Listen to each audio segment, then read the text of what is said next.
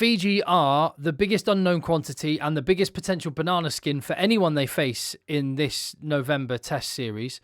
And for England, they know that only too well because Fiji got their first ever win at Twickenham in 2023, which was a point where a lot of people were saying Steve Borthwick isn't cut out for the job, hasn't got it. I mean, a lot of England fans were still saying that during and after the Rugby World Cup. It feels like those Borthwick naysayers, and I have never been one of them, it feels like they have just gone a little bit quiet lately and are actually getting on board with what England are up to. And let's have a look at their team for Fiji. Now, I've been sitting and waiting for Fiji to announce their team. I cannot find it anywhere online. I'm assuming it might be the time it is in Fiji right now. Whatever the case, I'm just going to have to crack on and look at the England team. But Fiji, let me just touch on them first.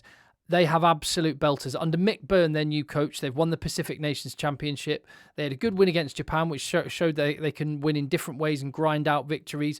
They've got a lot more structure to their play. Obviously, wild attacking talents that they have with some of the athletic specimens in Fiji, but they're better organised defensively. They're a good team, and they will be a banana skin for someone, with guys in the back line like Caleb Muntz at 10, Joshua Tuisova, and presumably he'll be a centre with either Makala or Botitu, who both play in France. Well, all of them play in France. Ravuvu will probably be on one wing, the Bristol winger, and Rayasi is absolutely class. I've just named, 6 backs there that would make a pretty firecracker backline. Can they live with England up front? That remains to be seen. Let's move over to England for a second. And so, is Steve Borthwick, is he keeping his dry sense of humour very, very secret, and he's just having a little bit of a laugh at us and for his own entertainment with the number of vice-captains and captains he's naming in teams? It's almost like we're in the Borthwick banter era. 2 co-captains and 3 vice-captains. People always talk about the England World Cup team, the team that won the World Cup in 2003, and they talk about how that was a team full of leaders because you had Phil Vickery and Martin Johnson and Neil Back, Matt Dawson, Johnny Wilkinson, Jason Robinson, Mike Tyndall, and the list goes on. A lot of natural leaders in that group. Maybe Steve Borthwick is trying to emulate that, but I think you actually have to be a leader rather than just put a little C or VC next to your name. Call me a traditionalist. I like having a captain. And if you want to have a vice captain, I'll let it go, but 5 of them again. It's weird. As for the team itself, 7 changes to the starting lineup. Marcus Smith gets the call against Fiji. Freddie Stewart out injured. But Elliot Daly and George Furbank also out injured. So we don't know whether that would have been the selection anyway. I suspect it probably wouldn't have been, but it is the selection. So Marcus Smith, you get to go and play against Fiji again. Like you did in that World Cup quarter-final. Bet Marcus Smith's really looking forward to this one. Now, he'll obviously be happy to be back in the team. And he was so brave on that day in the World Cup quarter-final in Marseille. But Freeman moves back to the wing. Again, we don't know if that would have been planned. I suspect that one probably would, but Tom Roebuck got a knock, so we don't know. And Ollie Lawrence comes in at 13. Finn Smith, that will be a planned rotation there at fly half. George Ford out of the squad this time. Finn Smith comes in. Alex Coles and Ellis Genge off the bench last week into the starting lineup. Chandler Cunningham South coming in at number 8. What's interesting, and tell me what you think about this. In fact, tell me what you think about the team in general and your thoughts in the chat down below. Give the video a thumbs up and hit subscribe. Is this a case of England having a game plan and experimenting with different players to see who would be best at executing that game plan? Or is this a case of England trying to develop different ways to play based on the different personnel that they have? My gut feeling is it's the second one of those two. I think this England team are going to play slightly differently. It may not be a total revolution, but I think they're going to play differently to the way they did against Australia. I'm only guessing based on the team. And the back row actually is the area that makes me think that the most. Chandler Cunningham South is a big brute of a number 8. That would have been Tom Willis. Had Tom Willis not opted to play for Bordeaux, and make himself ineligible for England as of next season, so he's not been picked in the squad.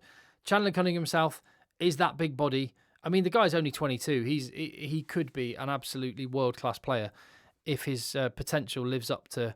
Well, if he lives up to the potential that he clearly has. He's got an opportunity at number 8 to start. And I think this is going to be a shift in England's mindset. So when I looked at England's back row before, which had Ben Earl at number 8 with Underhill and Guy Pepper, who's the only guy that continues in the same shirt he was in. Ben Earl moves across to the open side. When you look at those guys, that looked to me like a team. And when you look at the way England played at the weekend, that was a back row to go and fetch the ball. Like dogs in a park after a ball. They can just run for days. And they will go and threaten at the breakdown. So you can kick chase and then have loads of breakdown threats for turnovers and people that can get up there and pin the opposition back.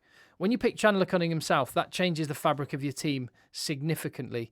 And I think that is more likely to be an England team which want to keep possession a little bit more. And if you want to keep possession a little bit more, then you need to start making dents into the defensive line.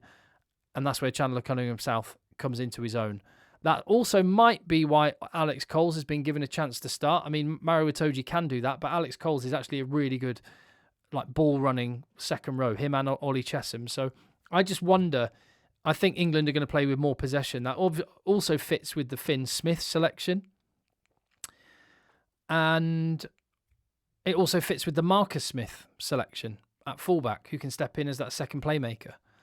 So that's going to be an interesting one to watch. That's what I think England will do. They'll have more possession in this game than they did against Australia, although it was effective against Australia. And I suspect the Australia blueprint is probably what they will go to more so against New Zealand and Argentina. That remains to be seen, though.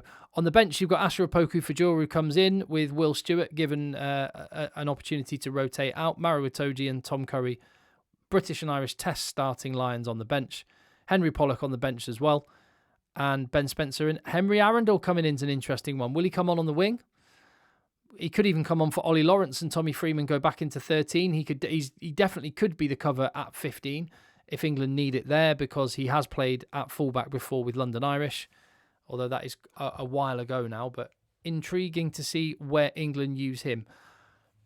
Overall, I'm excited about this England team, and I think above all, I'm glad to see that Borthwick is getting the credit that I think he's been due for some time. I think, against what seemed to be a lot of judgment of England fans, I think he did a good job at the Rugby World Cup. Got us to within 1 point and 1 scrum of a World Cup final, which, bearing in mind the Eddie Jones fiasco before he took over, I thought that was a good job. I've said consistently for the last couple of years since the World Cup, this is a really young England team, one of the youngest average ages in world rugby, and I think we're tracking in the right direction. I'm interested to see how some of these combinations go. I mean, I'm only guessing what a Fijian team is going to be because I don't know, honestly, because it hasn't been officially announced. But I've had a look at the best possible side that Fiji can pick, in my opinion. And I think in the pack, the only one that I had a thought about, I mean, possibly in the back row, there might be a couple of guys, actually, because I don't know the team. Actually, Bill Matter, you could make a good argument. Bill Matter starts ahead of Chandler Cunningham South, and one of their flankers may be worth a start. But really, it's England's forwards for the most part.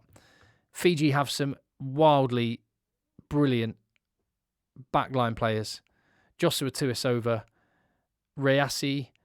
I mean, they've, as I say, Batitu or Makala at 13 and Ravuvu on the wing.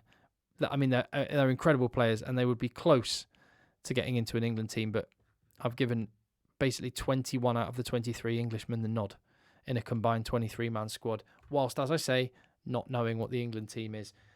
I can't see past an England win. I don't expect there to be a repeat of 2023 pre-World Cup. I'm also going to say I don't predict a repeat of 2023 during the World Cup, where England managed to win narrowly in a very hard-fought game. I think England's win will be I'm not saying they're going to run away with it, but I think it will be more comprehensive. I'm going to say England by 18 points. Something like 38-20. There you go, 38-20, my prediction for England-Fiji. Let me know what you think. See you on the next video.